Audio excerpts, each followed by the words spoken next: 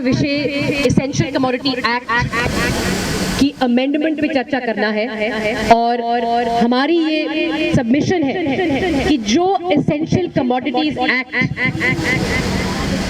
2020 में अमेंडमेंट लाया गया है, मैं हिंदी में बात इसलिए कर रही हूँ ताकि सब लोग समझ पाएं। सब समझ पा रहे हैं मेरी हिंदी की बात? जैसा कि मुझसे पहले मेरी बहनों ने कहा, 1955 में ये कानून लागू क्यों किया गया? अभी हाल ही में हमने कोविड में क्या देखा? हमने देखा कि ऑक्सीजन सिलेंडर के भाव सोने जितने हो गए थे। क्यों हो गए थे सोने जितने? क्योंकि उसकी शॉर्टेज थी। और शॉर्टेज क्यों थी? क्योंकि होर्डिंग चल रही थी और उसकी वजह से काला बाजारी शुरू हो गई। ऑक्सीजनेटर्स की होर्डिंग की वजह से उसकी भी काला बाजारी हुई। और अब जो अमेंडमेंट ये सरकार लेकर आई है, जो एक अलग ही तरीके से पास किए गए थे 26 सितंबर को, उसके बारे में मैं 1 मिनट बात करूंगी। पर जो मेरी बहनें पहले बोल चुकी हैं उन बातों को मैं दोहराना नहीं चाहती। मैं सिर्फ इतना कहना चाहती हूँ कि इन अमेंडमेंट्स के जरिए इस सरकार ने 1955 में लागू हुआ जो आवश्यक वस्तु अधिनियम है उसके दांत ही निकाल दिए। एक शेर है और शेर के दांत नहीं है अभी। ये कानून का जो मतलब था, जो ऑब्जेक्ट था कि काला बाजारी रोकी जाए, होर्डिंग रोकी जाए, अब उन स्टॉक्स की लिमिट निकाल दिए गए और इसको आप जानते हैं। पर क्योंकि ये बात आसानी से हम लोग सब तक नहीं पहुंचा सकते कि इसका असर किसानों पर नहीं होगा, इसका असर मिडिल क्लास पे होगा जो इन्फ्लेशन की मार वैसे भी खा रही है। एक बात मैं और कहना चाहूंगी, मैं खत्म, समय बहुत कम है और बहुत लोग बात करना चाहते हैं। वो ये है कि बहुत लोग हमारे मीडिया में यहाँ जो दोस्त बैठे हैं वो पूछते हैं कि सरकार मान तो गई है, अमेंडमेंट तो करने को तैयार है। मेरा सिर्फ एक सबमिशन है, वो ये कि जो कानून प्रॉपर कार्रवाई से पास ही नहीं किए गए उनकी किसी भी अमेंडमेंट में हमें कोई रुचि नहीं है। अगर कानून सही तरीके से पास नहीं किए गए उन्हें रद्द करना पड़ेगा, उन्हें रद्द करना पड़ेगा, उन्हें रद्द करना पड़ेगा। पढ़े लिखे हाँ कि सानू भी इन्हां दी तरह कांटे छुरियां नाल खाना आउंदा है, बस फर्क इन्ना असीं हक ते सच नहीं खांदे आ ते ए ਜਿਹੜੇ ਨੇ कारपोरेट घराणिਆਂ ਦੇ तलवे ਚੱਟ ਕੇ ਖਾਂਦੇ ਨੇ, जो कि साडा काम नहीं। ते अज असीं इत्थे औरतां इकट्ठियां होईयां आ, साडे वीर भरा, साडे बापू किन्ने जुझारू ने, किन्ने बहादुर ने ते जिस औरत ने उन्हां वीर भरावां नूं जन्म दिता है, उन्हां दा साथ दिता है, ओ किन्नियां बहादुर ते जुझारू होणगीआं अंदाजा नहीं लगा सकते नरेंद्र मोदी। साडी बहादुरता दा अंदाजा ये नहीं लगा सकते ते अज असीं यही कहांगे कि जां तां इह 3 कानून रद्द होणगे, जां मोदी सरकार दी कुर्सी पलटेगी ते जां फिर साडे इथों लाशां दे ढेर घरां नूं जाणगे। वाहिगुरू जी का खालसा, वाहिगुरू जी की फतेह। किसान मजदूर एकता जिंदाबाद। देखो, आप ऐसा पूछ रहे कि किसानों का सुना नहीं है तो महिला के क्या सुनेगी, यही है ना?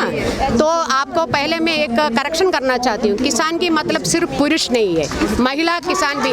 जो इकोनॉमिकली एक्टिव जो महिला है इस देश के अंदर, उसमें से 80% महिला कृषि क्षेत्र का अंदर है। या तो वो किसान है जो अपना जमीन, थोड़ा सा एक टुकड़ा जमीन है, या तो वो किसी का जो जमीन लेके उसमें खेती कर रहे, या 33% है उसमें भी जो महिला खेत मजदूर है। तो इसलिए ये नहीं है कि किसान सिर्फ पुरुष किसान है, महिला किसान भी है। महिला किसान आज इधर संसद कर रही है। तो इसमें हम जो यदि सरकार को थोड़ा सा भी शर्म कहीं पर भी बचा है तो उनको ये तीनों कानून रद्द करना है, क्योंकि महिला जो संसद उधर चल रही है उसकी तुरंत बाहर महिला किसान आज संसद चला रहे, ये दिखा रहे सरकार की नाकामयाबी पूरी दुनिया को दिखा रहे। इसलिए थोड़ा सा भी यदि शर्म है तो ये करना चाहिए। शर्म की बात नहीं है।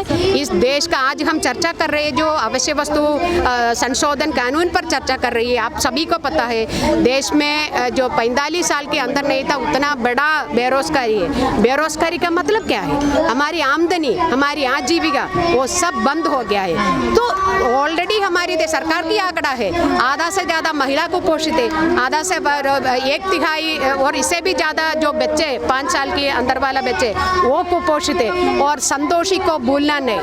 बात बात कह कह के उन्होंने अपना अंतिम सांस ले लिया है। 9 साल की बच्ची मर गया है भूख से। उसी एक बैकग्राउंड के अंदर आप लेके आ रहे हैं जो आवश्यक वस्तु संशोधन कानून क्यों ले आके आए थे? क्योंकि जमाखोरी हो रही थी इस वजह से, और इसलिए और चीज़ों का दाम बढ़ रहे थे। अभी इस संशोधन के पहले कानून था जो जमाखोरी करने वाला वो गुनहगार थे। अभी क्या जमाखोरी कानूनी बनाया है, यही इतना फर्क है आपका। मैडम आज एक संसद यहाँ पर चल रही है, एक संसद सामने चल रही है, यहाँ पर सारी 100% महिलाएं हैं और वहाँ पर ना के बराबर महिलाएं हैं। कैसे क्या यहाँ पर 100% महिलाएं हैं, वहाँ पर ना के बराबर महिलाएं हैं? वो आप बीजेपी मोदी से ही पूछे, प्राइम मिनिस्टर से ही, वहाँ से आया है कि स्वतंत्र चलिए। प्राइम मिनिस्टर से ही पूछना क्यों वही महिला आरक्षण बिल क्यों नहीं आ रहे, ये बताइएगा। हमारे दिल में है, देखना है जोर कितना बाजुए का दिल में है। अच्छा उसको कह रही हो बीच में।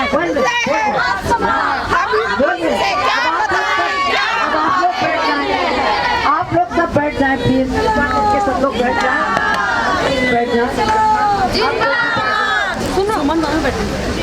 इनको यहाँ आप बोल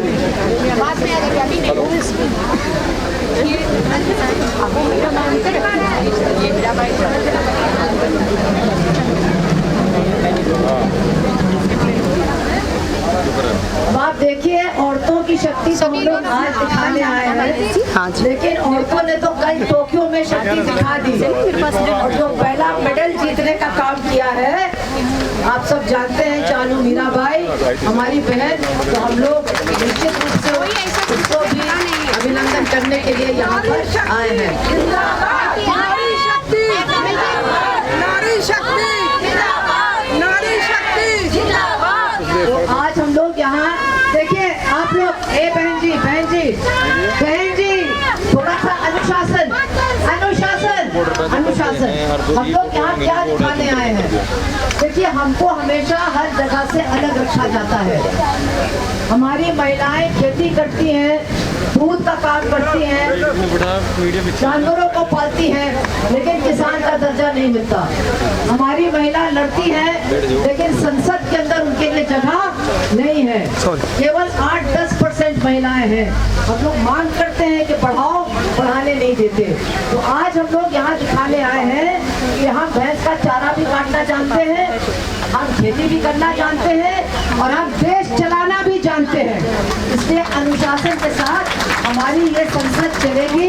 मैं थोड़ी देर के लिए जो अध्यक्ष है, स्पीकर, उसका मैं काम करूंगी और आप लोगों को एक एक करके मैं बुलाऊंगी। तो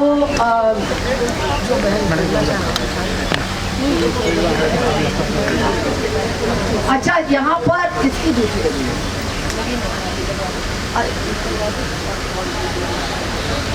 आप यहाँ पर आकर के अपना नाम बता दीजिए जो लोग बोलना चाहते हो, और भड़बड़ करके ना आए। इनके पास उनको याद करने के लिए समय नहीं, उनके परिवारों के साथ हमदर्दी जताने के लिए समय नहीं, उल्टा वो इस आंदोलन को गाली देते हैं, हमको आपस में लड़ाते हैं। कभी आतंकवादी, कभी खालिस्तानी, तो कभी मवाली, तो पता नहीं क्या क्या ये हमको नाम देते हैं। अगर इनके अंदर ज़रा भी शर्म है तो इनको आतंकवादी और खालिस्तानी और मवाली लोगों के हाथ का पैदा किया अनाज छूना नहीं चाहिए। अगर इनके अंदर हिम्मत है तो इनकी निंदा करते हुए हम लोग सब अपना शीश झुकाएंगे। अपने शहीदों, हमारे शहीद भाई बहन और पिता समान लोगों की याद में हम अपना शीश निश्चित रूप से नीचे करेंगे और उनको श्रद्धांजलि अर्पित करने के लिए 2 मिनट का बिल्कुल मौन धारण करेंगे।